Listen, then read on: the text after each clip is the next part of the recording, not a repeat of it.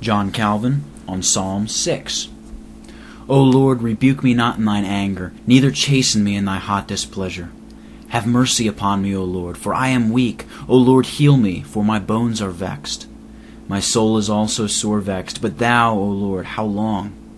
Return, O Lord, deliver my soul. O save me for thy mercy's sake. For in death there is no remembrance of thee. In the grave who shall give thee thanks? I am weary with my groaning. All the night make I my bed to swim. I water my couch with my tears. Mine eye is consumed because of grief. It waxeth old because of all mine enemies. Depart from me, all ye workers of iniquity. For the Lord hath heard the voice of my weeping. The Lord hath heard my supplication. The Lord will receive my prayer. Let all mine enemies be ashamed and sore vexed. Let them return and be ashamed suddenly. O Lord, do not rebuke me in your anger, or discipline me in your wrath.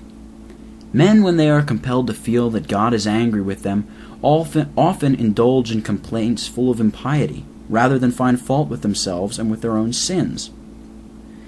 It is to be particularly noticed that David does not simply ascribe to God the afflictions under which he is now suffering, but acknowledges them to be the just recompense of his sins.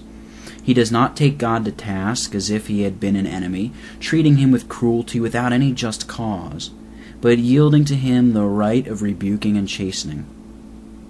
He desires and prays only that bounds may be set to the punishment inflicted on him. By this he declares God to be a just judge, in taking vengeance on the sins of men.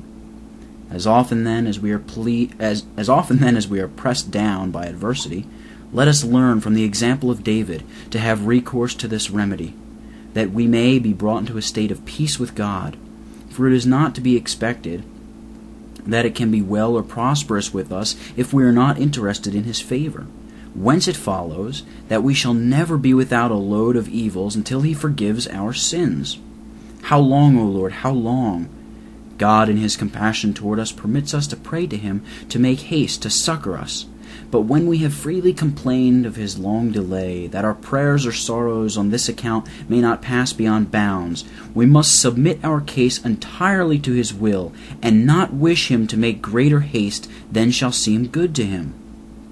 The Lord has heard my cry for mercy. The grace of God is the only light of life to the godly, and as soon as he has manifested some token of his anger, they are not only greatly afraid, but also, as it were, plunged into the darkness of death, while, on the other hand, as soon as they discover anew that God is merciful to them, they are immediately restored to life. There is nothing in the whole world, whatever it may be, and whatever opposition it may make to us, which we may not despise, if we are fully persuaded of our being beloved by God. And by this also we understand what his fatherly love can do for us.